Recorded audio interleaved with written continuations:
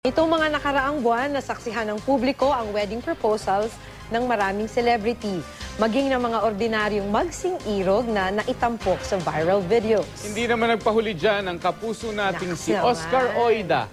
Ang kanyang proposal, silipin sa report ni Haji Rieta. Ang nagiging problema ngayon, sa kapal ng usok, hindi basta-basta makapasok sa loob ang ating mga bumbero. Gabi-gabi laging rumoronda sa Maynila para i-report ang mga krimen at iba pang mahalagang balita. Mapa-aksidente o patayan, wala siyang inaatrasan. Yan si GMA News reporter Oscar Oida.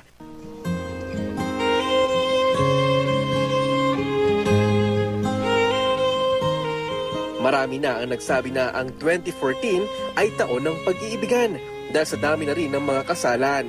Ang kapuso nating si Oscar tila hindi nagpahuli. Post muna sa pagronda para makasama ang babaeng kanyang minamahal at mamahalin panghabang buhay.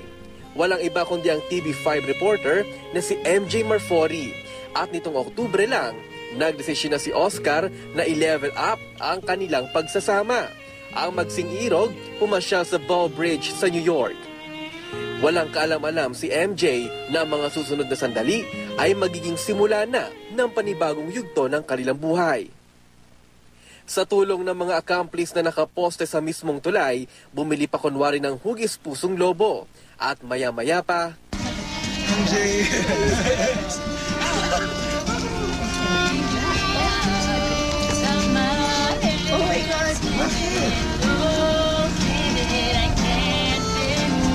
We've been together now for a long time. Oh my God! We've been together now for a long time. And we have bridged our past together. We have crossed bridges of today together. And if you'll allow it, here at Bow Bridge, I intend to cross and build more bridges with you. at dumating na nga ang sandali. Maria Josefina Romualdez, MJ. Oh my God! Say yes to me. Oh my God! It's nice. Gusto ba yan? Ito ka.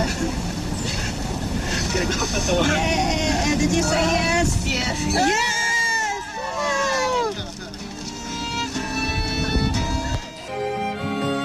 Ang dalawang mamamahayag, nagkamabutihan, nagkaibigan, at ngayon, handa nang idiretso ang kanilang kwento sa simbahan.